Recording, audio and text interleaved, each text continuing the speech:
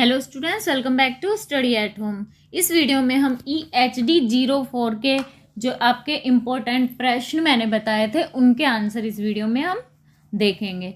एक प्रश्न एग्जाम में कई बार आता है भक्ति आंदोलन के ऊपर। भक्ति आंदोलन का स्वरूप क्या है ये पूछते हैं।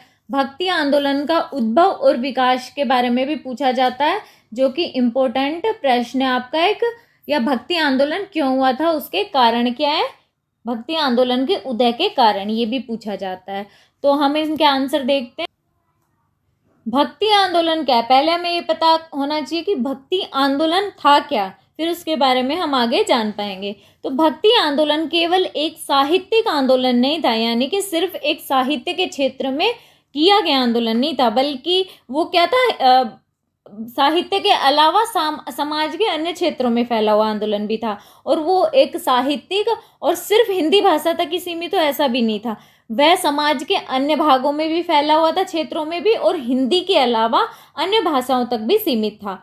यह भारत का पहला अखिल भारतीय धार्मिक, सामाजिक व सांस्कृतिक आंदोलन था। ये जो आंदोलन था ये उत्तर से दक्षिण और पूर्व से पश्चिम तक विस्तृत रूप से फैला हुआ था। भक्ति आंदोलन ने लगभग 3 से 4 शताब्दियों तक भारत के संपूर्ण जनमानस को आंदोलित करके रखा था।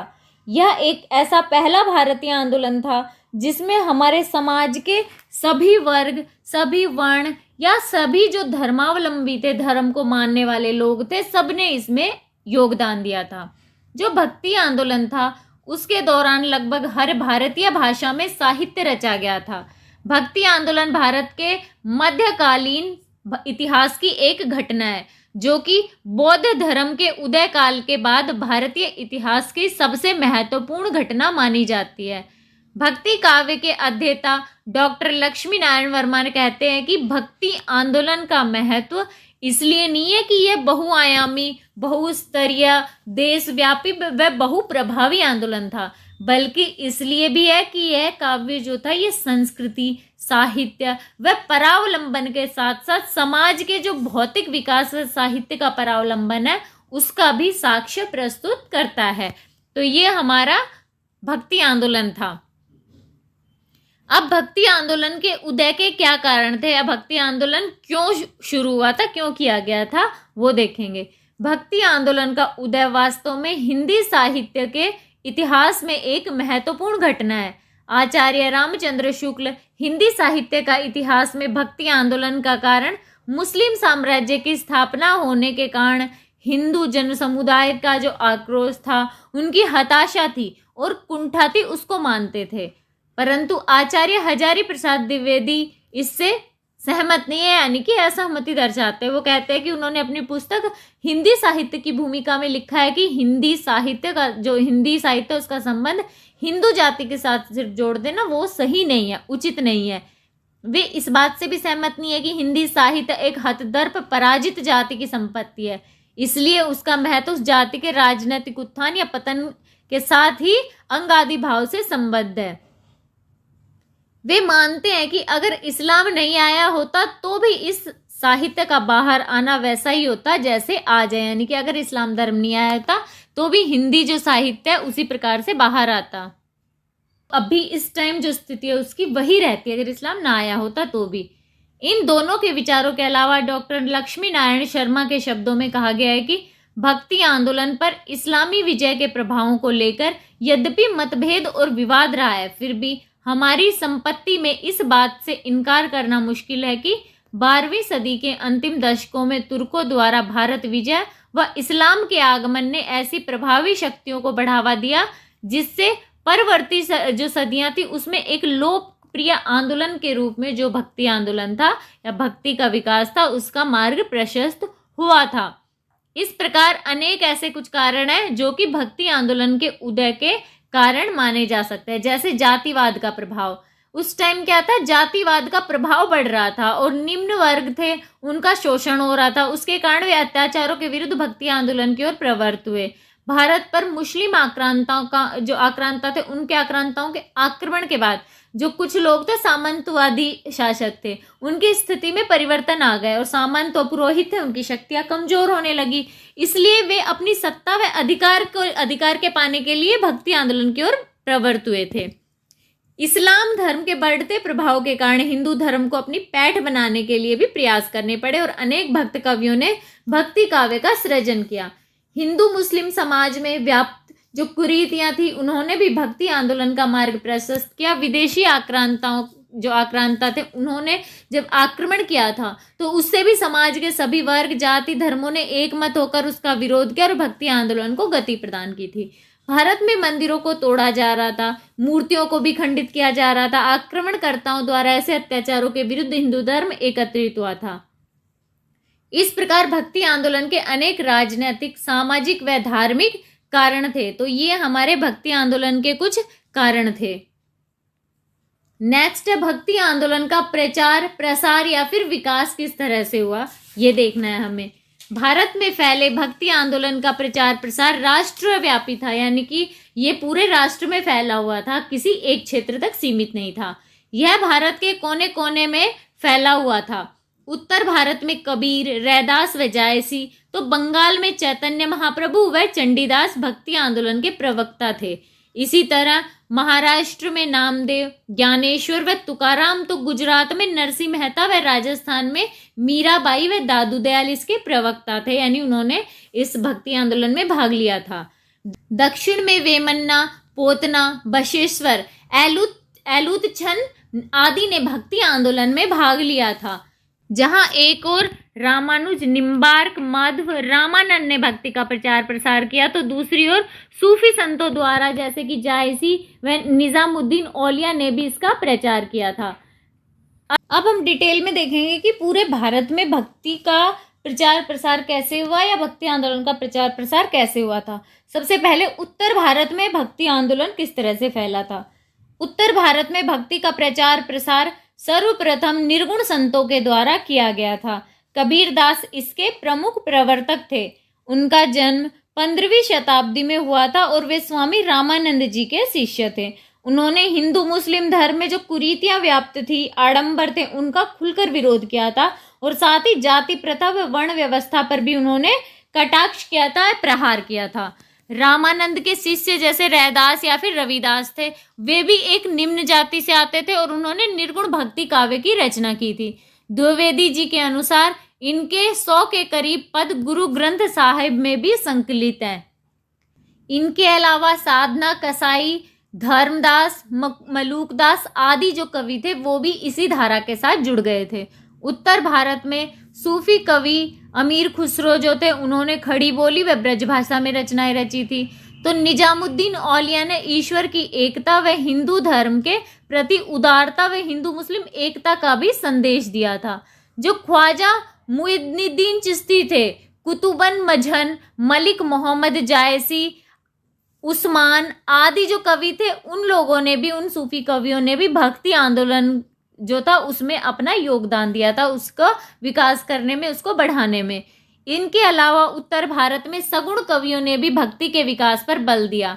इन कवियों ने राम भक्ति व कृष्ण भक्ति पर बल दिया था। इनके जो प्रमुख कवि थे तुलसीदास, सूरदास, नंददास आदि थे। पंजाब में बाबा शेख फरीद, अताउल हक बुखारी, मखदूम, शेख इस्माइल बुखारी आदि सूफी साधक थे। उन्होंने राम रहीम एकता को बढ़ाया था या बढ़ावा दिया था। गुरु नानक देव जी थे और गुरु अर्जुन देव जी थे, उन्होंने सिख ग्रंथों का प्रचार प्रसार किया था। इस तरह से हमारा उत्तर भारत में भक्ति आंदोलन का विकास हुआ था। इसके बाद हम पश्चिम भारत में भक्ति आंदोलन के देखते हैं कि क्या पृष्ठभूमि थी।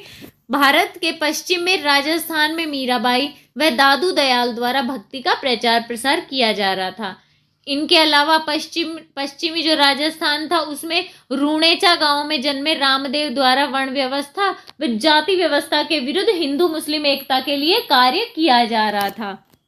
इन्होंने हिंदू व मुस्लिम दोनों धर्मों के लिए प्रयत्न किए थे। अतः हिंदू इनको क्या कहते थे, बाबा रामदेव, और जो मुस्लिम लोग थे इन्हें बाबा रामा पीर के नाम से आज भी पूजते हैं। इन्होंने क्या किया था, इन्होंने मूर्ति पूजा व पाखंड था उसका विरोध किया था। किन्होंने, ये रामदेव ने, जो रूणेचा गांव में जन्मे थे, यानी कि इन्होंने हिंदू मुस्लिम दोनों के लिए कार्य किए थे और दोनों इन्हें पूजते हैं अलग अलग नाम से। कबीर परंपरा के कवि दादू दयाल भी निर्गुण मत के अनुयायी थे। पर उनकी रचनाओं में कबीर जैसा अक्खड़पन नहीं था। अतः वह एक भक्त के लिए विनम्र, शीलवान, आकांक्षाहीन व वीर होना जरूरी मानते थे। जो दादू दयाल थे उनके शिष्य थे, उनमें रजबन, जगन्नाथ व सुंदरदास आदि ने भी उनके विचारों के प्रचार प्रसार के लिए कार्य किया था। मीराबाई थी, वे एक उच्च कुल में जन्मी थी, उच्च कुल की और राजकुमारी थी, और उनकी शादी भी एक राजघराने में हुई थी। बड़े कुल की बहू होने के बावजूद भी वे भक्ति भावना से ओतप्रोत थी। उन्होंने कृष्ण भक्ति मार्ग पर चलकर अनेक अत्याचारों को सहा। वे रैदास जी को अपना गुरु मानती थी। राजस्थान से बाहर उनके पद बंगाल, गुजरात व महाराष्ट्र तक प्रसिद्ध थे। वैसे तो इनकी रचनाओं में कहीं कहीं निर्गुण भक्ति भी देखने को मिलती है, परंतु जो श्री कृष्ण के प्रति इनका अनन्य प्रेम व आत्मार्पण था, उसका भाव अद्वितीय रूप से हमें इनकी रचनाओं में देखने को मिलता है। गुजरात में नरसिंह मेहता द्वारा भक्ति के विकास का कार्य किया गया था। इनकी रचनाओं में प्रेम व भक्ति की पराकाष्ठा को हम सहज ही महसूस कर सकते हैं। उनके जो पद है उसमें आत्मज्ञान व वेदांत के गूढ़ रहस्य हमें दिखाई देते हैं। इनके एक पद को तो महात्मा गांधी जी ने अपने जीवन का मूल मंत्र बना लिया था। यानी कि इनके पद इतने प्रसिद्ध थे कि एक ऐसा मंत्र जिसको कि महात्मा गांधी को इतना अच्छा लगा था, तो उन्होंने अपने जीवन का मूल मंत्र यानी अपना जीवन का सार बना लिया था। कौन सा था वो कि वैष्णव जन तो तेने कहिए जे पीर पराई जानी रे, पर दुख उपकार करे तोय मन अभिमान न आनी रे। इस पद को उन्होंने अपना मूल मंत्र बना लिया था।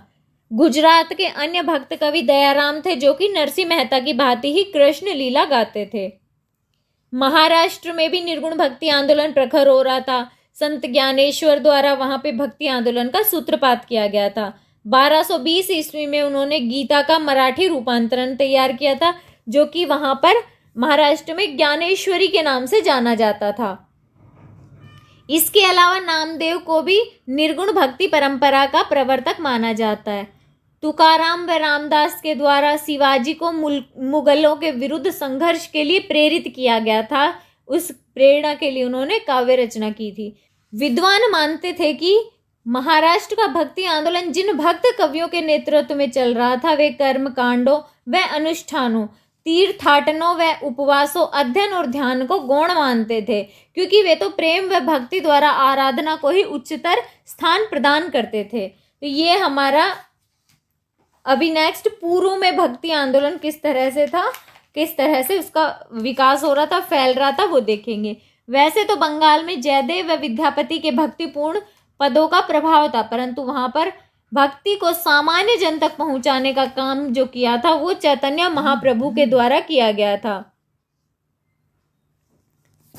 चंडीदास ने भी बंगाल के साहित्य, भक्ति साहित्य की रचना की थी। बंगाल में वे सहजिया संप्रदाय से संबंधित थे और जाति पाति में विश्वास नहीं करते थे। चंडीदास जी हैं, उनके गीत बहुत ज्यादा प्रसिद्ध हुए थे। इनके शिष्य भक्त ईश्वरपुरी एक अत्यंत भावुक प्रेमी थे, जो कि चैतन्य महाप्रभु के नाम से प्रसिद्ध हुए थे। बाद में चैतन्य महाप्रभु ने घोषणा कर दी थी कि हर किसी को ईश्वर की आराधना का अधिकार है, यानी कि वे समानता में विश्वास रखते थे।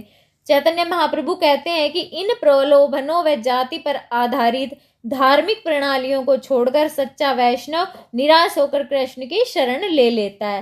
इतिहासकार, यहाँ पे आप लोग इतिहास नहीं लिखिएगा, इतिहासकार लिखिएगा, कि मैंने लिखना यहाँ पे छूट गया है। इतिहासकार ताराचंद के अनुसार उनके 3 प्रमुख शिष्य थे, रूज, सनातन व हरिदास। ये तीनों ही मुस्लिम थे। के दामोदरन के अनुसार सामंती सरकार इस्लाम के नाम पर भक्तिपूर्ण गीतों के सामुदायिक गायन की इजाजत नहीं देती थी, तो भी संकीर्तन आंदोलन बंगाल के एक छोर से दूसरे छोर तक फैल गया था। वह स्वतंत्रता के लिए संघर्षरत जनता का प्रेरणा स्रोत बना। 16वीं शताब्दी को उड़ीसा में भक्ति की दृष्टि से स्वर्ण युग माना जाता है, क्योंकि तभी चैतन्य महाप्रभु वहां पर आए थे उड़ीसा में। वहां पर अच्युतानंद, बलराम दास, अनंत दास, जगन्नाथ दास व यशोवंत दास ज्ञान मिश्रित भक्ति का प्रचार प्रसार कर रहे थे।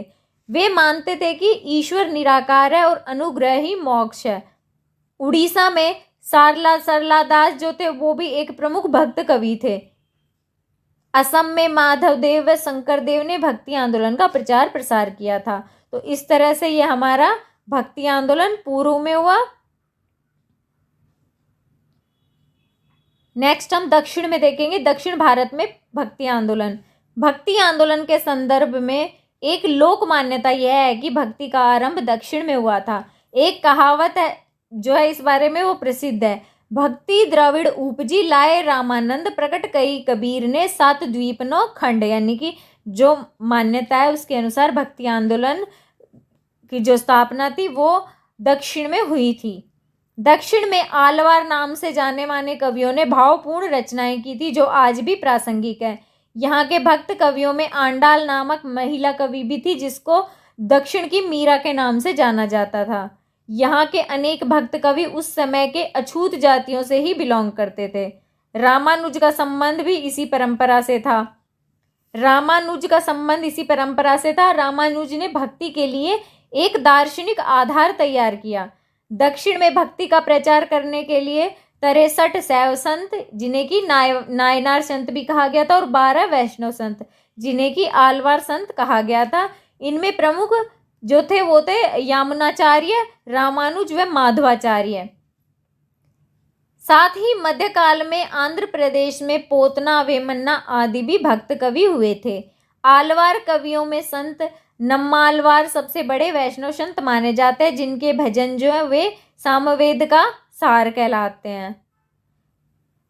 संत कुलशेखर है उन्होंने श्री रंगनाथ व वेंकटेश के मंदिरों में कीर्तन सेवा देने के लिए अपना राज्य पद भी छोड़ दिया था। यानी कि वे एक अच्छे राज्य पद पर कार्यरत थे, लेकिन उन्होंने वो पद छोड़ दिया क्योंकि वे वहां पर रंगनाथ व वेंकटेश के मंदिरों में अपनी कीर्तन सेवा देना चाहते थे।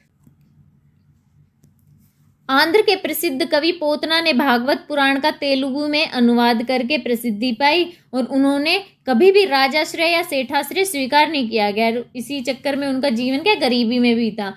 उन्होंने आंध्र के प्रसिद्ध कवि जो थे वे मानते थे कि यानी कि जो पोतना थे मानते थे कि कविता कामिनी जो है उसके हृदयारी सौंदर्य को भगवत विमुख व अनाधिकारी जो पुरुष है उनकी भेंट चढ़ाकर वैश्यावृत्ति द्वारा प्राप्त जो धन होगा उसकी से जीविका निर्वाह करने के बजाय भक्ति के ऊपर कलम चलाने के लिए भूमि जोतकर अथवा कंद मूल उखाड़कर अपने बच्चों को पालन पोषण करना ही अच्छा है। नहीं मानते थे कि मैं उनका जो राजा है उनका आश्रय स्वीकार नहीं करूंगा क्योंकि मैं अपनी जो कविता कामिनी है वो दूसरों को नहीं सौंप सकता हूँ।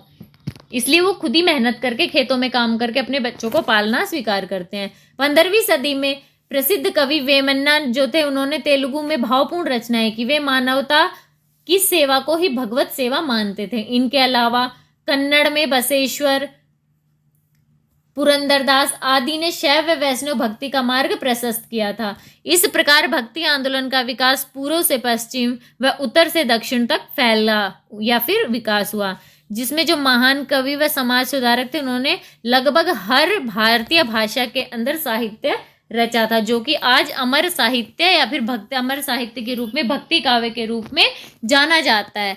तो ये भक्ति आंदोलन से रिलेटेड हमारा इंपॉर्टेंट प्रश्न हो गया जो एग्जाम में बहुत बार रिपीट हुआ है। तो आई होप ये वीडियो आप लोगों के लिए यूजफुल रहा होगा। वीडियो अच्छा लगा हो तो प्लीज चैनल को लाइक एंड सब्सक्राइब जरूर कर दीजिएगा। मिलते हैं अगले वीडियो में कुछ नई इन्फॉर्मेशन के साथ।